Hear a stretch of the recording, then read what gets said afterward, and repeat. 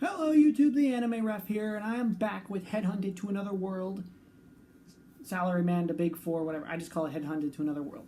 So we're back with episode 2 of the dub, and I found out today that the dub episodes drop today. So I figure, why not get back on track, do it now while they're releasing, and make it a schedule of mine, or at least I attempt to make it a schedule of mine, that I'll attempt to do this series on the Tuesdays that it drops. I can't promise anything, because my schedule changes so often I barely have time to call in the blind wizard. But the rest, be it known, the blind wizard will come back in once, he's ready to. And Murder Farce will keep going. At least that's what I've been told by the big man. So, episode 2. Well, where are we? We did all that stuff with the Minotaurs, and him being summoned, and his trial run was a success, and he's basically now a member of the Demon Overlords in Big Four. Yeah. So, for anyone not in the know, I hope you will enjoy where this story goes, because it's gonna go to do some amazing things, some stuff you don't expect, and you might get a little frustrated. So, next time I see you will be the post-episode discussion, and cut! Okay, post-episode discussion time. First of all, when I said at the beginning that I would try to make a schedule around the dub drop of these episodes, it's always weird because of when I record this stuff. So I originally recorded all this on the Tuesday that the episode dropped. So if this is later than Tuesday, just know that from my perspective, it dropped today. So YouTube is always weird with that when it comes to, I start uploading it, and then because it finishes going in... Why do I record stuff at this late an hour? Why do I? Why do I find myself recording stuff so late at night? Well, regardless of all of that nonsense, as for the actual episode, I was surprised. We opened the episode with a scene that doesn't happen for a good couple chapters. A scene that doesn't even happen for what? We went from chapter 3 stuff to... Wow. I just checked this specifically, the scene with this woman, we did this episode, which is chapter 11. But then, of course, they cut away to do a brand new scene. And I was taken aback, because it's still the ogre mission, which is still really early, chapter 4. But we went to see Gnome, which was actually the smart thing to do. Get information on the ogres, who are demihumans. You go to one of the big 4, who's a demihuman, for information. Which was something that the manga just didn't do. Because the Demon Overlord was the guy to give that kind of exposition in the manga. Because Gnome wasn't relevant yet. I like where this is going. If they rearrange one arc I'm thinking of, and they're going to make the one where Gnome is the big player, and they're going to make that the final arc of the season, then they're going to make the arc that comes after it come before it. Potentially, I'm spitballing here. So that way the arc with her and Uchimura with that awesome jacket from the opening will be the grand finale, and it will be the big uniting moment for the whole demon army. Because they're setting it up already with the new scene in this episode that Ulmandra, the demon, and Gnome, the demihuman, is the clear example of their kind of, what's the word again?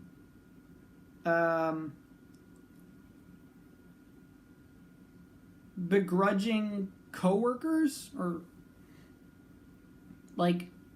what's the term I'm looking for?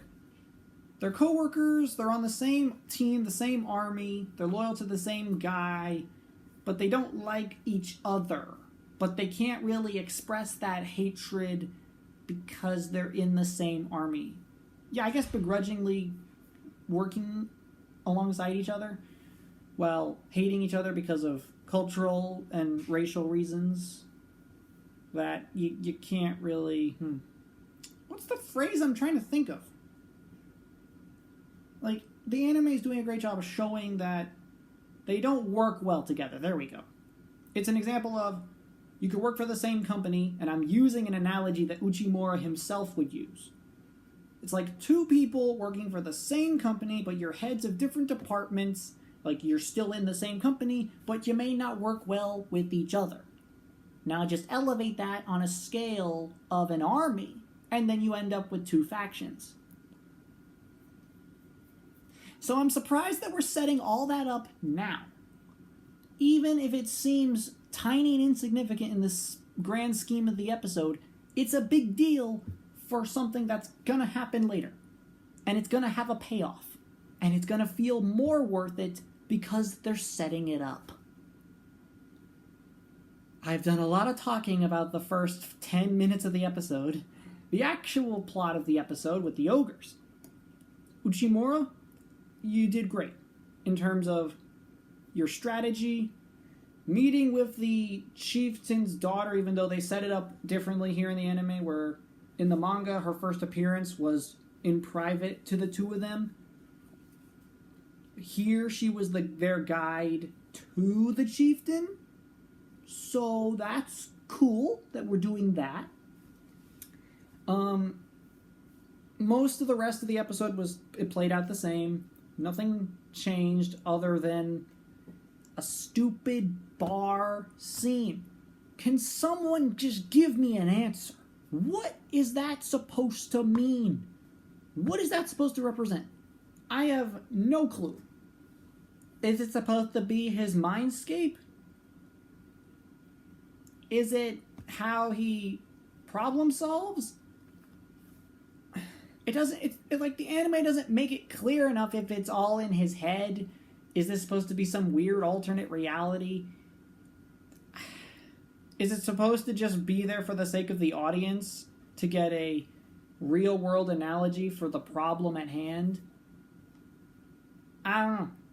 And then the final issue I want to discuss is Orlulu's name.